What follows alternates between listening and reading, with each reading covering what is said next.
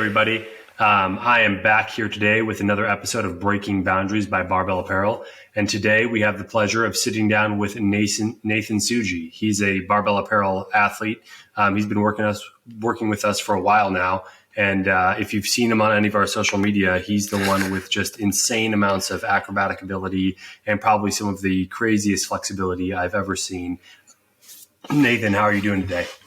I'm doing well. I just got back from my morning ride, so legs are a little sore, cardio's intact, and just had to get the heart rate going before I came back here. So when I'm sitting, I'm actually still doing something.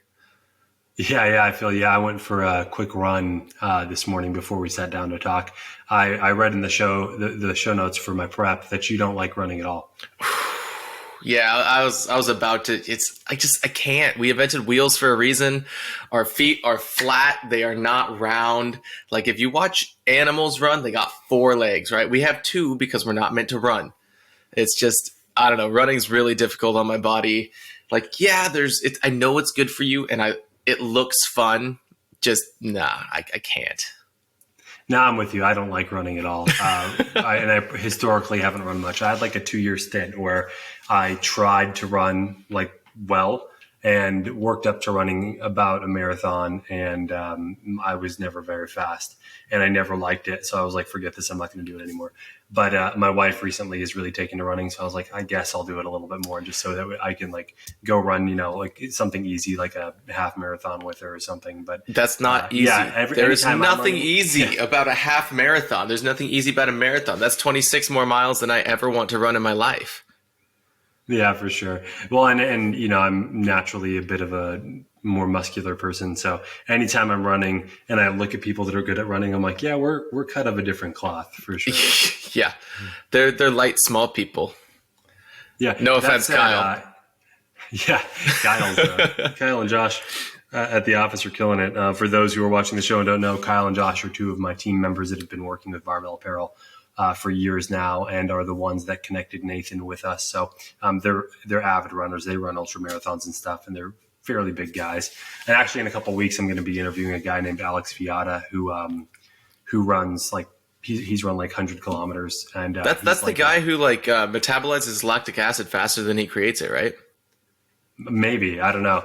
I've known him for a long time, but I haven't talked about that fact. But he's 240 pounds of pure muscle. He's been a highly competitive powerlifter. You can Google a picture of him afterwards, but he's run these crazy distances at that weight. So I guess we don't have all the excuses. 240 in an ultra marathoner. Yeah. Yeah. And he can deadlift 800 pounds and stuff like that. He's a monster. So these are called superheroes. They actually exist, and I'm not one of them. Yeah, for sure. It's interesting. And I would disagree with that. You do have some superpowers. If people watch what you do, it's just a different kind of superpower, His is probably more, pain tolerance and being able to just kind of grind it out, even though it's terrible. And your superpower is insane amounts of coordination and flexibility. Just to give the listeners a little bit of background on you, you've been doing gymnastics since basically you could walk, and I'll let you talk about that a little bit more. But over the course of your career, you had 3 national titles, 8 All-Americans. After college, you performed in Cirque du Soleil. Since then, you've been on America's Got Talent, The Ellen Show, NBA halftime shows. You've amassed 334,000 TikTok followers and 421,000 Instagram followers. And that's how we got connected with you, because we saw you doing just absolutely insane stuff in our jeans. And we're like, we got to get to know this guy. So for anyone that hasn't seen that yet, pause the podcast, go look up Nathan Tsuji on Instagram and make sure you see some of this crazy stuff he's doing, because it is death defying. It's a good time. The craziest thing for me, I was talking to, my agents, and the thing is, with the way the world is, modeling and agencies, they're always trying to go here, go there. Who's going to be the highest bidder? Who's going to be this? And I got a new agency recently, and the first thing I told them, barbell's not going anywhere. Because the funny thing is, the very first video that I had on TikTok was the first one that started to go viral about 2-ish years ago, roughly 2 years ago. That was the video. I think Kyle's wife or someone was like, dude, you got to get this guy some stuff. So I had no followers on TikTok. I had, at this point, when that happened, I had maybe 20,000 followers on Instagram, and Barbell was there. Like, okay, we see something, we like this kid. And that was the first big shipment of like social media stuff that came in. I was like, oh, so this does work. I will focus on social media now. But like Barbell was ground one, like ground zero, so early adopter of like, we like you, we support you. And that's whenever I have like a talk with my agencies or anything, it's like, okay, first off, Barbell, these are my guys. We have grown together. And I honestly attribute most of my success online to Barbell Apparel, because the reason my stuff works is there's plenty of people more flexible than me. There's plenty of people doing the stuff that I do, and it's way harder. But when they make the video, they post it, wearing regular shorts in a gymnastics gym, or they're doing it in a circus gym, or they're doing it in a costume. And what's really getting people riled up in the comments is, he's wearing jeans, he's wearing a button up, he's wearing a polo, he's wearing dress pants, he's wearing, you insert whatever clothes it is. But Barbell is allowing me to wear what looks like normal street clothes and do very abnormal things. And when you combine that, it seems like that's what the internet wants.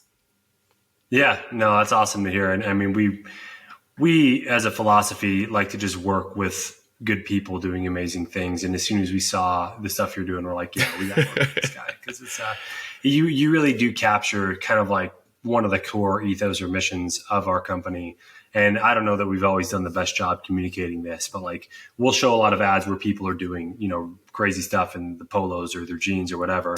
And, people go wild in the comments too. They're like, I would never work out in jeans. And it's like, yeah, we know that's not the point. Yeah. The point is that it's like before our company existed, and things have changed over the years, but it's like a lot of clothing that wasn't athletic wear felt really, really restrictive. And it's like, this is not fun to wear. And even just like going about your normal day, you feel like I can't really move how I want to, or how my body feels like it should move. And so we wanted to make clothing that allowed people to kind of like move however their body needed to, no matter what their day brought, you know what I mean? Like obviously a lot of the day I'm sitting in a chair, but sometimes it's like, I got to get up and I got to do something active. And it's nice to have clothing, even like polos and jeans and stuff, perform how I needed to when I needed to. So when we saw you doing that stuff, we were like, all right, for anyone that has a question about what you can do in our clothes, look at this. Look at this guy, and then look at like Martins Lisi's World's Strongest Man, and somewhere in that spectrum, you're going to be able to get what you need out of the clothes. But my dad's 280, and he's like, I don't think like I'm not going to fit. And I'm like, look at Martins. He's bigger than you. He's stronger than you. And that was one of my favorite ads. It's like, we asked the world's strongest man what he thought about barbell jeans. He's like, I like barbell jeans. And it was so simple. It's just like, I love that one. Yeah, that's awesome. So you said your dad's 280? Yeah. He's Nice. He's a mixture of fit and retired. We'll put it nicely. Yeah, for sure. And I mean, when I was looking at, I think like one of the college bios on you, it said you're 5'11". Yeah. So there's a photo that I'd have to find. I was at national team trials, and I was rotating with the guys from the Olympic Training Center, because most of the other college teams have you to like 10 guys there, 8 guys there. I was the only guy from my team. So I got stuck in the rotation of, we'll just plug him in with this group of people. And it was the Olympic Training Center guys, the ones that live in Colorado Springs. They're going to be on national teams going on world assignments. I'm not as good as them by any means. And my dad took this picture because he was dying. It's all of these guys, and they're this tall. And then their heads line up with my shoulder, and there's my head. It looks like I'm standing on something, and I promise I'm not. I'm just not gymnast size. Most of them are like, 5'3", 5'4", maybe like a tall guy at 5'6", 5'7". And then I'm standing there, and it looks like a cartoon. So yeah, I'm very tall for a gymnast. One thing a lot of people don't know, like the springboard for the vault, there's 9 springs. If you're 120, you have 9 springs. If you're 185 like me, you also have 9 springs. It doesn't get adjusted. So there are some disadvantages. I have broken one springboard in my life. I hit it and it just cracked. I was proudest moment ever. Yeah, that's awesome. And I was going to talk about your height and how it interplays with like normal gymnast sizes, because obviously most gymnasts are pretty small. I mean, it's really like a strength to weight ratio sport in a lot of ways. And so, I mean, you started so young. I'm sure you didn't know until like well into your teen years how tall you were going to be. Nope. But as you were growing, like how did that interplay to your athletic career in high school and college? It definitely affected it. It allowed me to do, I had more, quote, elegant gymnastics because my lines were so long that when I did a move, it looked a little better just because there's more of me doing it. But when I was 9 years old, there's this program called Future Stars, and it's where basically USA Gymnastics looks for the next people that'll be on the national teams, potentially Olympic teams. And I think it was like the top 40 kids in the US. We would go to the Olympic Training Center, and they had clinics for the parents. They had clinics for the kids. Like, they're training us. And my parents, not hyper competitive. I did gymnastics because I loved it, and they're like, woohoo, he likes it, we'll support him. A lot of these other parents were like, helicopter parents. My kid does this, my kid does that, my kid has this score, that score. My dad's like, didn't fall on his face, I'm happy. He seems happy, we're happy. And we go in there. My mom was, I think, 5'8". My dad's 5'11". Like I said, my dad's 280, short arms. And they were in the parent conference, and I remember my dad saying this because they were talking to the parents about, here's the ideal genetic thing for gymnastics. Like if you sit down and you put your arms down, if they touch the floor, you have longer arms, it's easier. My dad's arms didn't even touch the floor. I have T-Rex arms too. People make fun of me for that. But apparently, I remember my parents telling me, all the parents were looking around and they looked at my dad and my mom like, oh, don't God worry about that family. Because genetically, not built for gymnastics. I mean, my dad was a lineman in high school and my mom played tennis, two very not gymnastic sports. Yeah, for sure. Yeah, the funniest thing for me, whenever people meet me in person, they're like, you're not short. Because a lot of my videos, it's just me.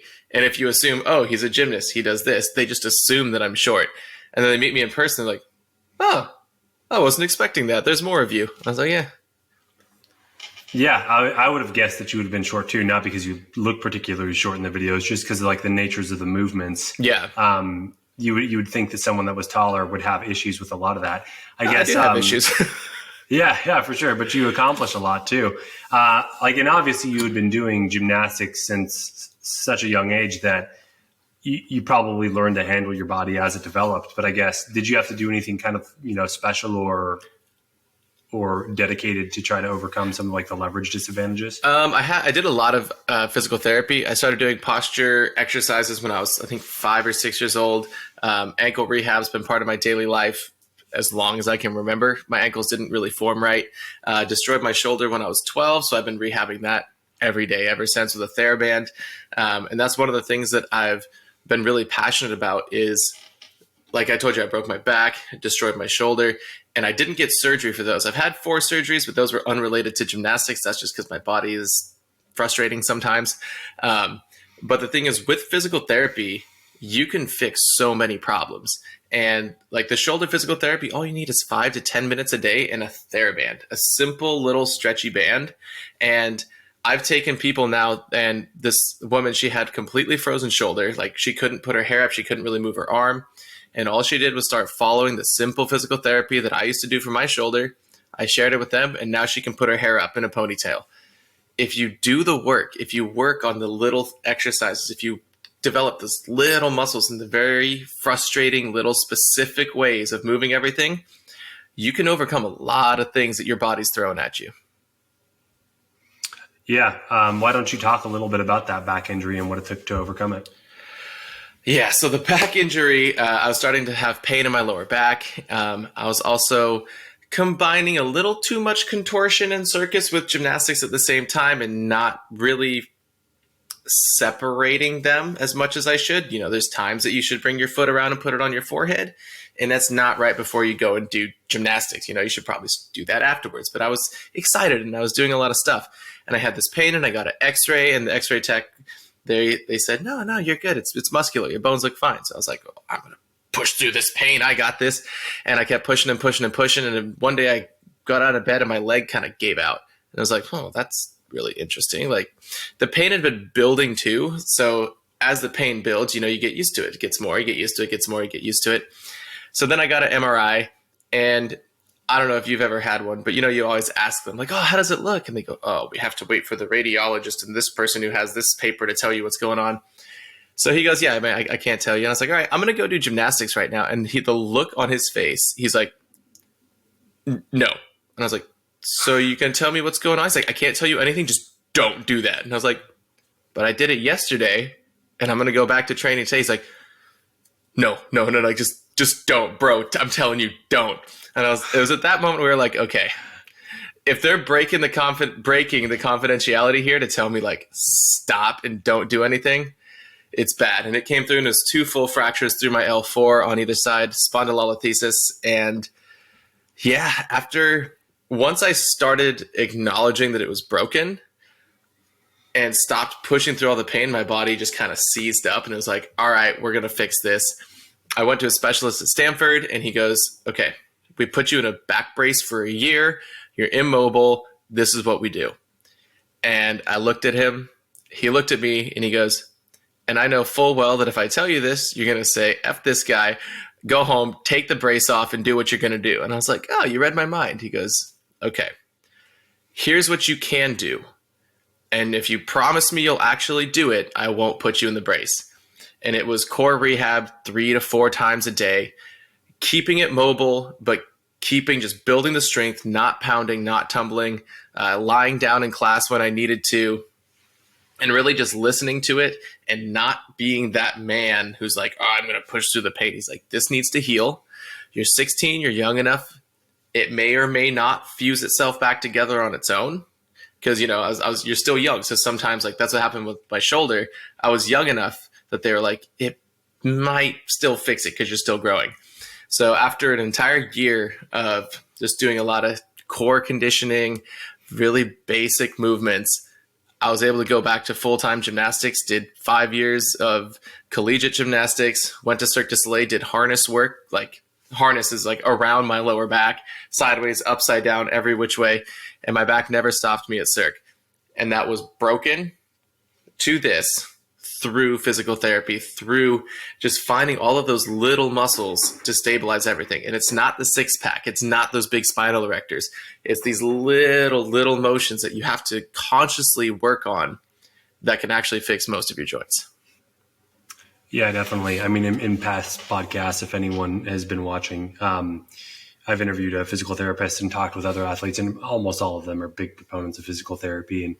And really, it's like the same. Everyone has the same trajectory, right? Similar to you. It's like we're doing something, we're really excited about it. We start to get a little bit hurt. We ignore it. We get a little bit more hurt. We ignore it. And then until you end up having some sort of catastrophic failure and you're like, uh-oh. And then you sit down with a doctor and he tells you the same thing. He's like, yeah, you're going to have to take a year off. You're like, no, I'm not. It's not going to happen.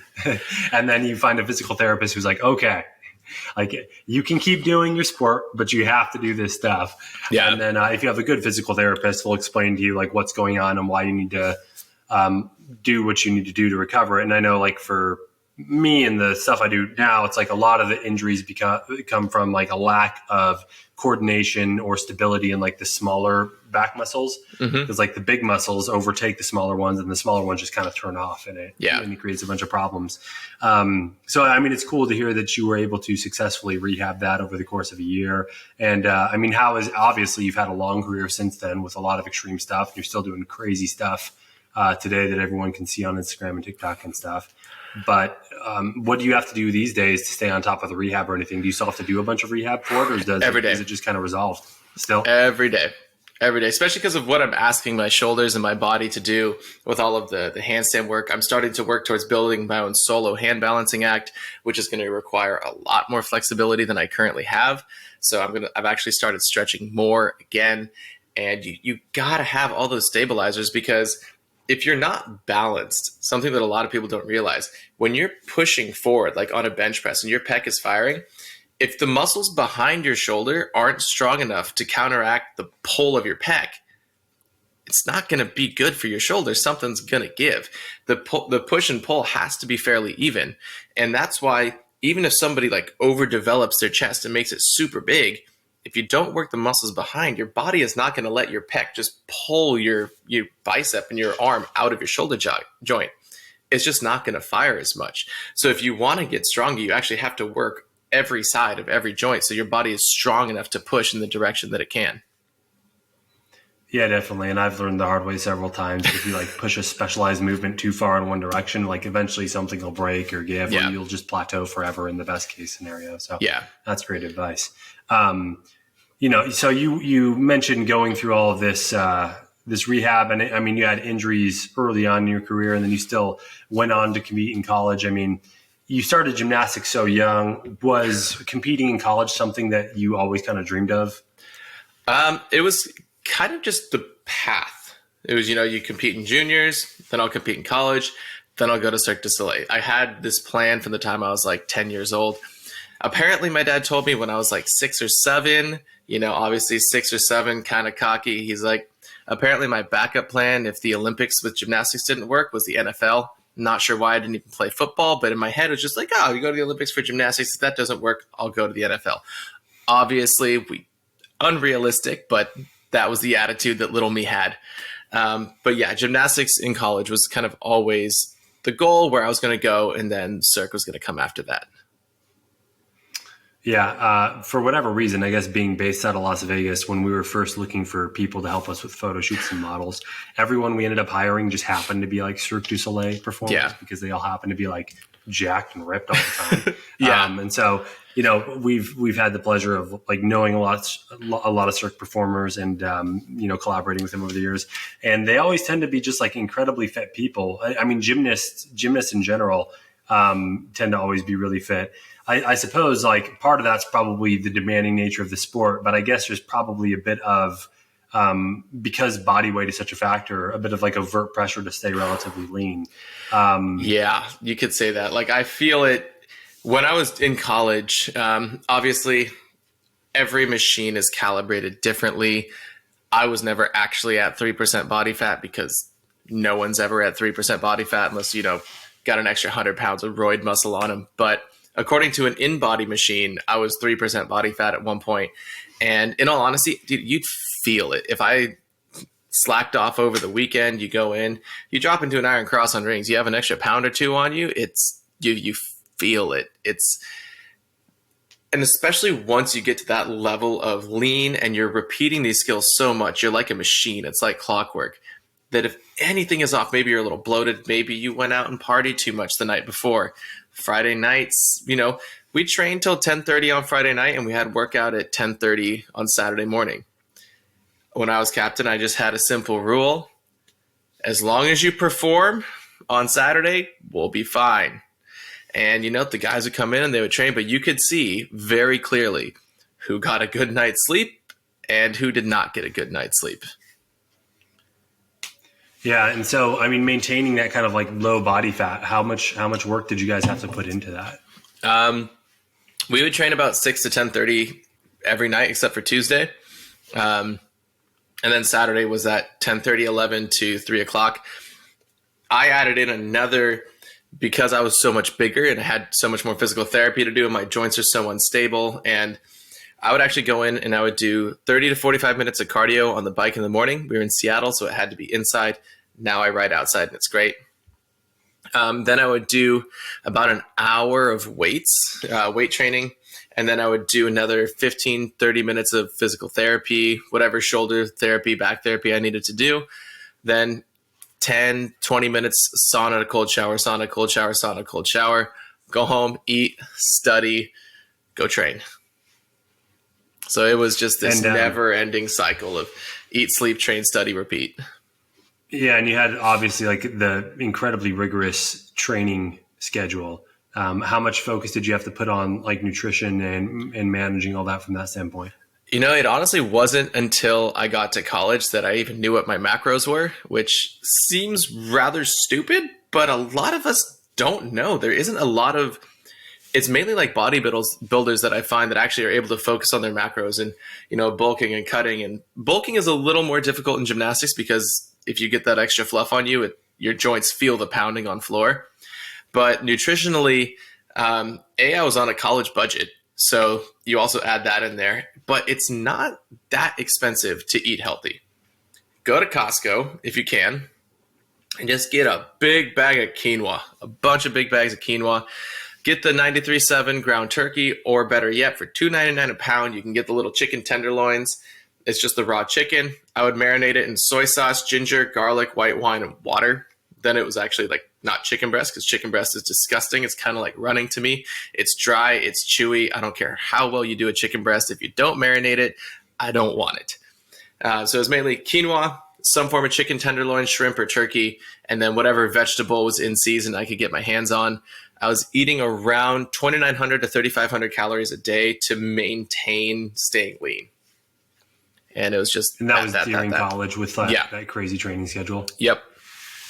I'd assume now that you're out of all that, your training schedule's probably dialed back a bit from there, huh? It's dialed back significantly. And actually, the whole pandemic, I've been pretty lazy, or my version of lazy compared to 7-8 hours a day of training.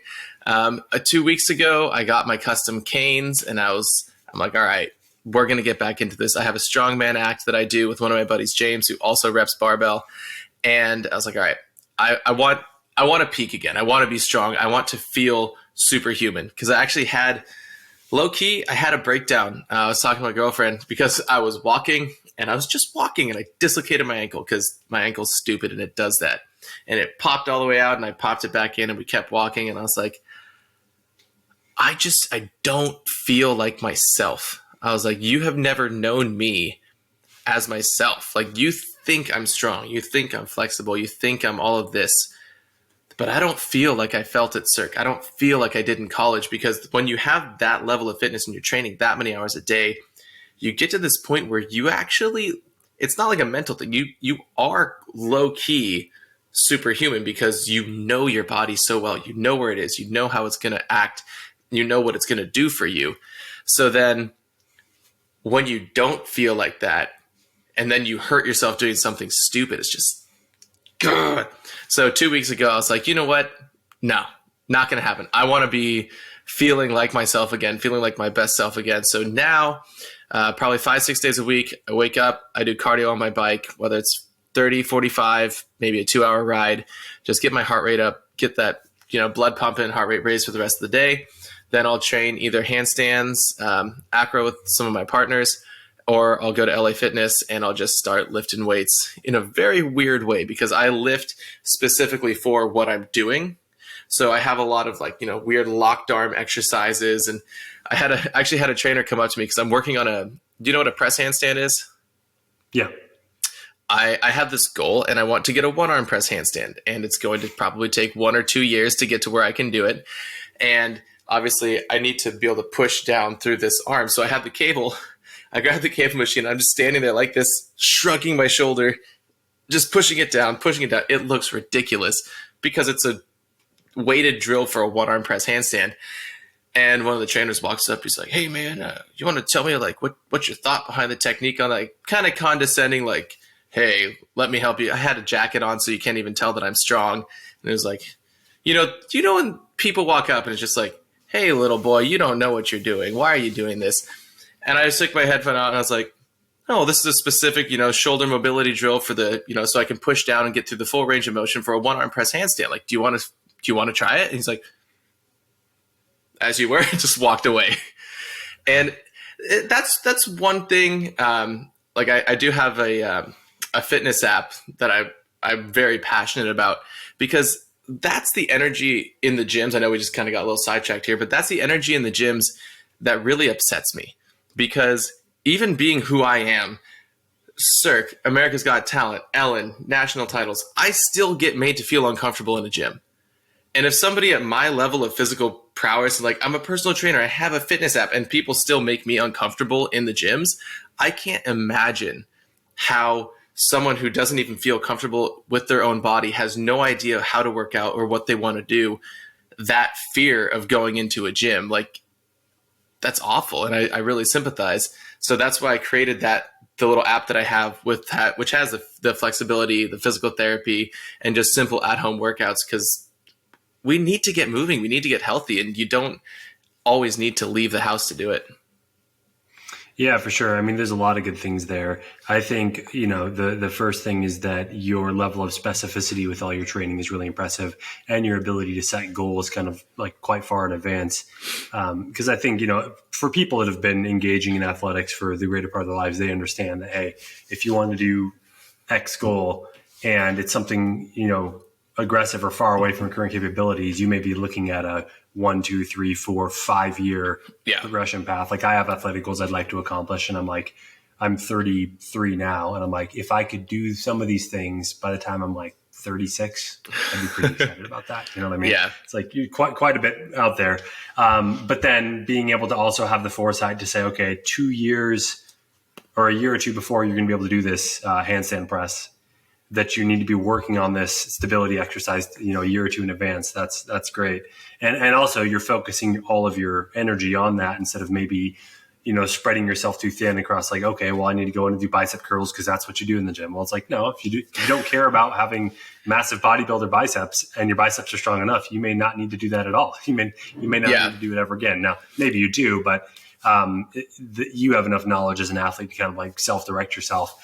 But I think when you're talking about other people, the people you work with training, or maybe random people listening to this podcast, the same thing could be said for like if you're just beginning your fitness journey in your gym and you feel uncomfortable, having a coach or someone who can help frame like why you're in there in your current state can give you a lot of that confidence you need. Because it's like, well, I may not have a specific goal that I'm training for right now, but my goal is to build a strong foundation so that maybe one day if I do have something I want to do specifically, there's that athletic base or the knowledge of how my body moves or that mind muscle connection that I've developed. And that's why I'm in here today. Yeah. No, I'm a big proponent of goal setting. And you set your big goal. It's very important to have your long-term goal and then break it down into very manageable chunks, because your brain needs that dopamine rush of doing something right. And you need to feel along the way that you're doing something right. So one of the most successful challenges in my app, I call it the morning challenge. And if anyone is listening, you don't even have to download the app to do this one. I'll tell it to you right now. Day 1 through 30. First day. You get out of bed as soon as your feet hit the floor. Don't go to the bathroom first. As soon as your feet hit the floor, 1 push-up, 1 sit-up, 1 squat. Day 2, 2. Day 3, 3. And I had people, and they said this entirely, like it changed their mindset on fitness, because when you build up slowly, kind of like that big goal and having your little goals, when you build up slowly, you don't realize it. And you might feel silly on that first day, getting out of bed and doing 1 push-up, 1 sit-up, and 1 squat. But you're doubling it the next day. And then you're going to be at 3. Then you're going to be at 4. At the end of the week, it's a week and you're going to do 7. And it's not going to seem like you've done that much. But by day 10, you've done 54 of each total. And you just keep going and going and going. And then in the app, I don't remember what all of the extra challenges are, but I put an additional thing in each day. So maybe it's brush your teeth with your non-dominant hand. Open the doors with your non-dominant hand. You take the stairs. Park as far away as you can in the parking lot and walk. It's these little things that you can do that'll help develop new habits in your life. And when you develop the habit of as soon as your feet hit the floor, you do something, your brain's going to give you a little dopamine rush, because that's how our brains work. When we do something successful, our brain says, good job, here's some feel-good hormones. So maybe you got up, you did your 1 push-up, 1 sit-up, 1 squat. You are already completed your first task of the day. So then you're going to feel motivated to do it again, because your brain wants another rush of serotonin or a drop of dopamine in your brain. So you might turn around, look at your bed and be like, you know what? I'm going to make that today. You made your bed. Now you go to the bathroom, you walk in, bed looks nice. You don't look at it like, oh, I haven't done this. I need to do this. I need to do that. It's, I've already done this, and you're going to move forward in a more positive way. So yeah, long-term goals, but have those short-term goals so you can actually feel good about yourself on the way there. Yeah, and to someone who's never really been exposed to doing that before, I think it's like, it can seem really boring. And it's like what I would say too is it's like, in a medical or scientific sense, they call this titration, right? Where you start with like, if you were, you start with a very small amount and then you add a little bit more and then add a little bit more and you add a little bit more to build tolerance. And it's like, I had a pretty catastrophic injury, maybe it was like spring of 2019. And I was working with a physical therapist to rehab it. And he was basically like, hey, do this activity until you're at like 4 out of 10 pain. and stay at that level, and then add a little bit of weight as your pain allows. And so it was an exercise where I could do like body weight plus like 100 pounds. Right. And, during rehab, I had to take 30 pounds off of my body weight to even be able to do it at all. Wow. And so I'd take 30 pounds off, and then one week I'd drop 5 pounds. Next session I'd drop 5 pounds. And it's like, it seems really grueling to do that, but it adds up fast, right? That's 10 pounds a week. Over 4 weeks, it's 40 pounds. Over 3 months, it's 120 pounds. And then, over like a 4-month process, I was back to my old PRs and setting new records, and it happens fast. But it's the same thing. Like if you're starting a new activity from scratch, like start small and just like be really dedicated about improving your capacity, and you can build your ability to do things pretty fast. Some of my friends and I joke about this, right? It's like, if you think to your head, like, what's the world like, right? If I want to improve my ability to do pull-ups, I'd be like really, really happy if I could get to do, a set of like 40 or 50 pull-ups. I could probably do around like 30 now. Gosh, that's more than I can do. Yeah, well, I'm so bad at pull-ups. My main sport is like rock climbing, so I spend a lot of time doing pull-ups. Okay, you're one of those people. Yeah, and that's why I can do that many pull-ups. But it's like, man, if I could do 50 pull-ups, that'd be awesome, right? And you think, like you even said, oh, that's a lot of pull-ups. It is a lot of pull-ups. But like, if you Google any of these things, like what's the world record for a set of pull-ups? It's like so much more than anything reasonable you would think of. I don't know what it is off the top of my head for pull-ups, but I guess it's like hundreds of pull-ups in a set. Yeah, it's a lot. For a world record. And it's like, if you are willing to put in the work and like have that long-term goal, like that guy didn't build to 800 pull-ups or whatever the world record is. He was like a tiny bit at a time, just kind of like chunking off on it. So like, I think that ability, like even you forecasting now out what you need to do to build that one arm press is really cool. Well, like if you wanted to hold, a handstand or a wall sit sit's simpler because it's less balance and it's just sit against the wall. If you add 1 second every day for a year, you're at 365 seconds at the end of the year, and you're not even going to know how you got there. Yeah. Getting strong fast is hard. Getting talented fast is hard. Achieving things slowly with purpose just takes dedication. No, definitely. And I think now it's about time I ask you probably what a lot of people would be curious about, because we have a lot of like strength-based athletes, CrossFitters, weightlifters, Olympic lifters who will end up listening to this. And after they go look at your stuff, they'll see what crazy flexibility you have. So for your average person that would like to be more flexible, what's the best way to incorporate that in their lives and kind of like get that slow but constant progression in the range of motion? I will shamelessly plug my app right now because the link's in the bio of my Instagram, and I created it to answer that question because I was doing a lot of one-on-one training in the beginning of the pandemic. And then I realized I could only take on, even if I did it, 40 clients a week because you only have, 40 hours. And then I got so busy and I was doing everything. And it was like, I found myself recording videos of myself and sending it to some of my clients. And then I was like, this is stupid. So then I just put everything in one place. So the link's in the bio of my Instagram, of my TikTok. I have follow along stretches. I have that shoulder physical therapy I was telling you about. I filmed that at the same banister in my house at home where I started doing that physical therapy when I was 12. There's been bungees on that railing since I was 12 years old. My dad does it every day when he passes. And just commit to doing it every day. And especially with flexibility, it's going to come, it's going to go. It's going to come, it's going to go. It's just like when you're strength training, you get stronger, and then you feel like you're not getting stronger. But at the end, you're always going to end up higher than you started. And I never want anybody, unless you're a true professional with flexibility, to push yourself much past a 6 out of 10 out of pain. When you get stronger and you stretch a lot, I can push myself to like 8, sometimes even 9, because I know when it's going to damage and when it's going to not. And I'm in a headspace. I don't know if there's any science behind this, but I'm convinced it's true. So no one get mad at me for this. If I'm convinced that the reason that I was able to get more flexible than some of my teammates growing up, our coaches would sit on us. Now, probably illegal, whatever. They sat on us. They pushed us down. We called it torture time. I wouldn't change a thing. I have a great relationship with my coaches still. But I relaxed into it, and I was like, yes, they're helping me get more flexible. So I was excited about it. So I didn't have fight or flight. It was, we are all working together to get me more flexible.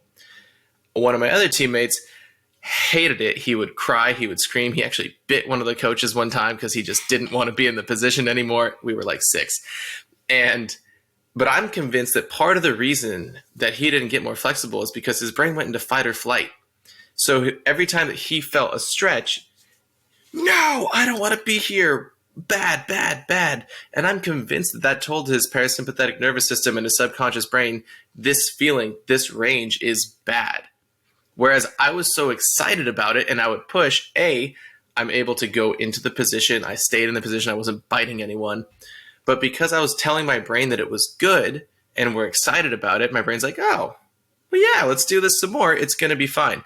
So when you're stretching, that's why I don't want you to push much past a 6 out of 10, because I want it to be something that you enjoy, that you look forward to, not something that you're, oh, God, I have to stretch. Okay, I'm done.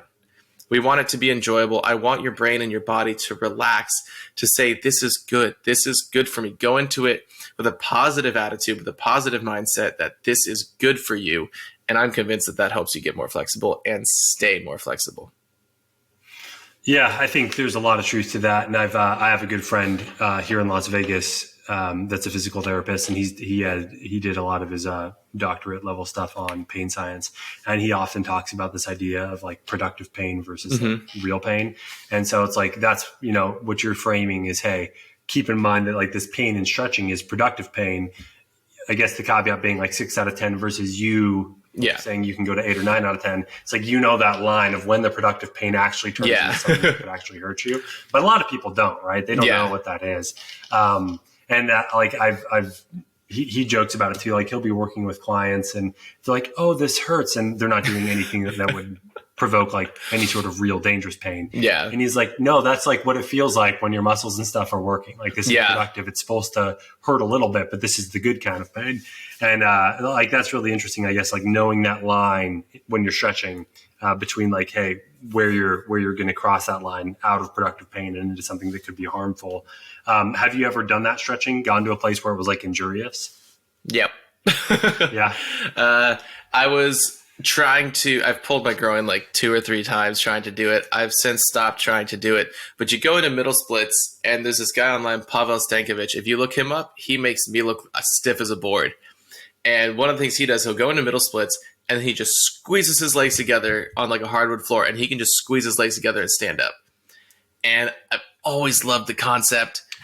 And every time that I've like started to get close, I've tweaked something or slightly pulled something. The other time would have been, I think I was 16 or 17, and I had somebody cranking my leg over my head.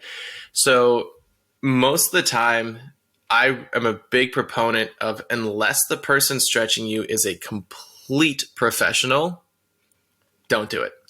Stretch yourself. Your body, especially not normal people, like non-flexibility based artists or movement people, your body is not going to let you push yourself to a place that's going to damage you.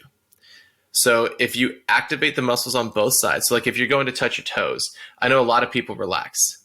I'm a proponent of squeeze your quad and fire your hamstring at like 10% value. You want to be active in the position that you're stretching, and then you're not very likely to tear anything.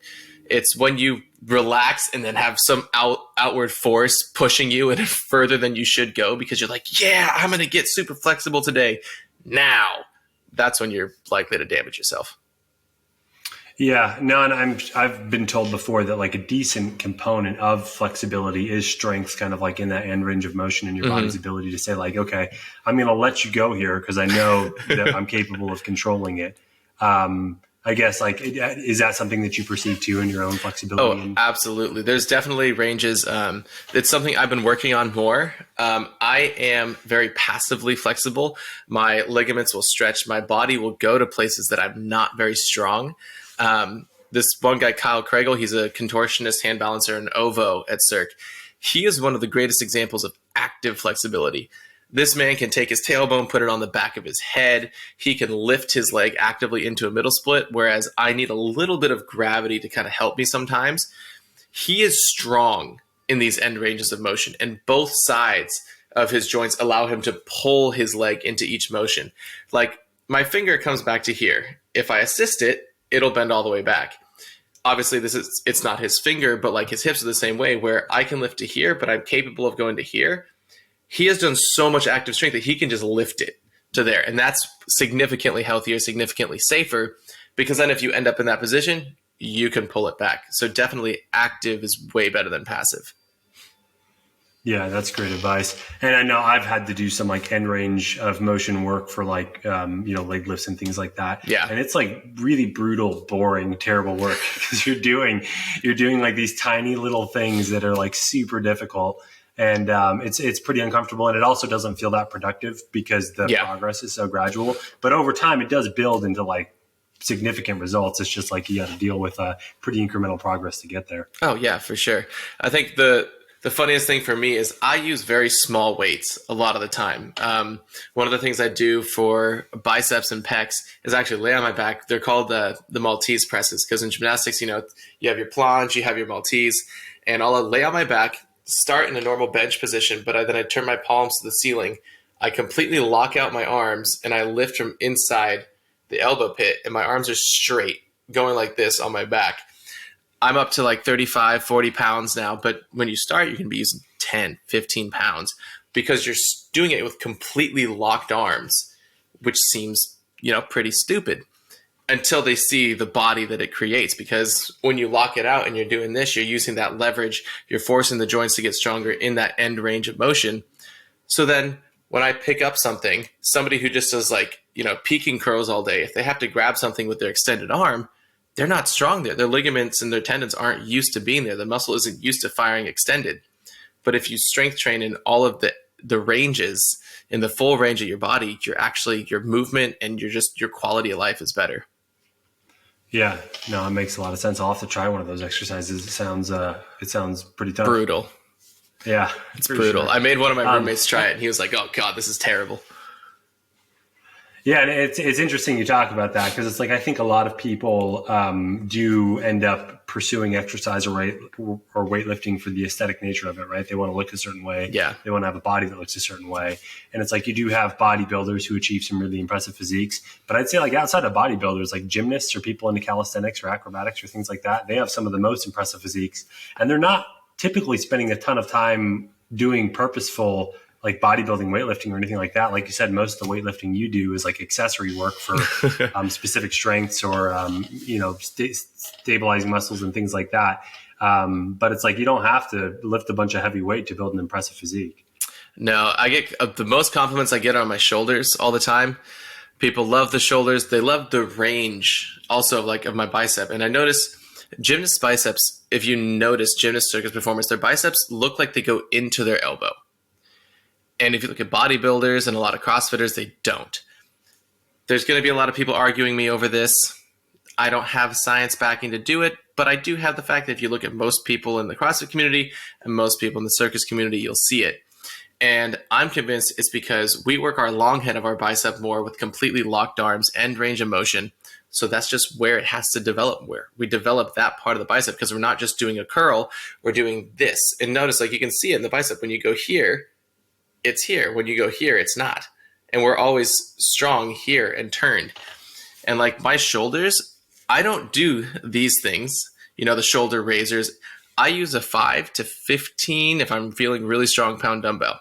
That's all. And I just go like this, and then thumbs up, and like this, and then palms up, and like this. But my arms are completely locked out. So if you take 10 pounds and you put it at the end of your arm, it weighs a lot more. Now, you're not ego lifting. People look at you kind of funny, but your shoulders are going to look a lot better than theirs in the end. So you have the people that go into the gym, they want to do these big ego lifts because they want to look good. And ironically, they'd be better off. Their body's going to be healthier. They're going to be a lot more in less pain in their joints. And they're also going to look better if they would do more of these functional movements, because we are attracted to functionality. That's why people like the gymnast body, the circus body. It's because it's functional. It moves well, and it's really well rounded. There's no imbalances.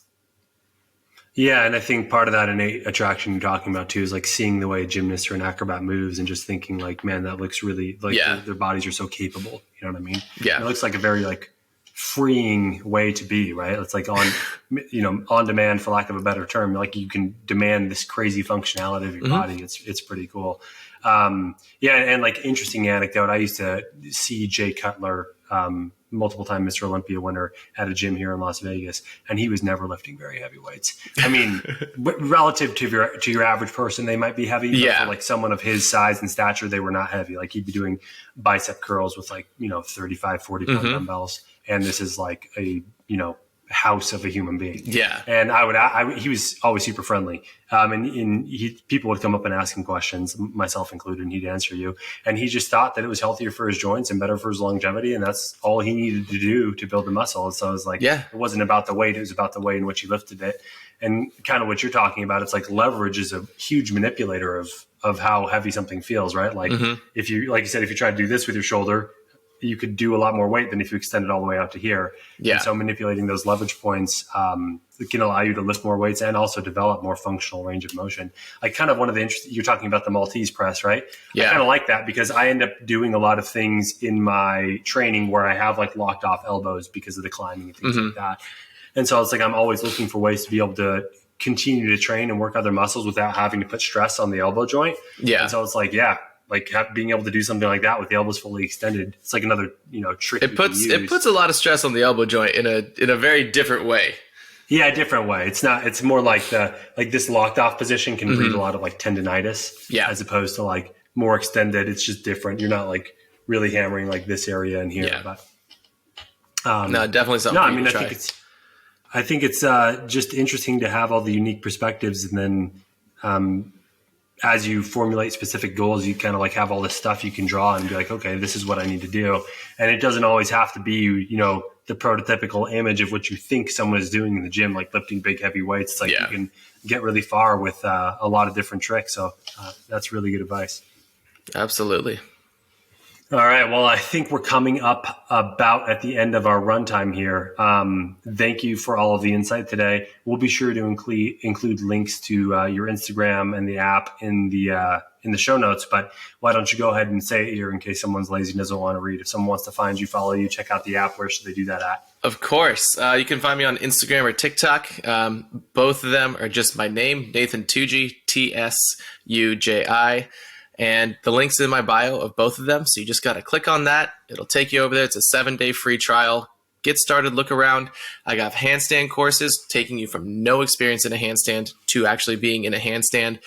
Beginner Get Fit programs. I have my actual personal core circuit that I did during college. If you can make it through that without stopping, you are a beast, because I don't do that one anymore. It is too hard. I don't want to do it again. I'll start doing it soon because, like I said earlier, I'm starting to work out harder again, but it's called the kilo set. It's 1,000 repetitions. You don't stop, and it's brutal.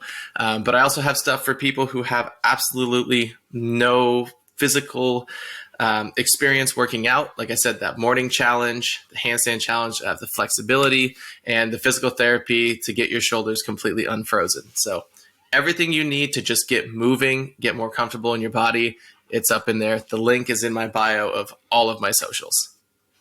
Yeah, that's awesome. And for everyone listening, this is a great way to start. I mean, if you have specific fitness goals, there's some great stuff to be gleaned from this. But if you're just kind of like on the beginning of your journey, building a strong foundation where you're capable of handling your own body weight, and you have a strong core and you have a good baseline of flexibility, sets you up to be able to basically chase after whatever athletic endeavors that you want to pursue without this huge risk of getting injury or not being capable of something. So I think that, I have 2 kids. As they get older, if they want to pursue gymnastics, I think that's a great way to formulate a foundation. But just the perspective you bring to it is really healthy and well-rounded. So thank you for your time today. We really appreciate working with you as a Barbell Apparel athlete, and we're excited to see what you do with the future. Everyone, check out Nathan Tsuji on Instagram and TikTok, and give his app some love if you're looking for some fitness routines or coaching. Nathan, thank you again for taking the time to chat with us today. Thank you. Yeah, guys, prehab. Take care of it before it breaks. That's the last thing I'll leave you with. The check engine light comes on, deal with it. Don't wait till the engine explodes to take care of your body.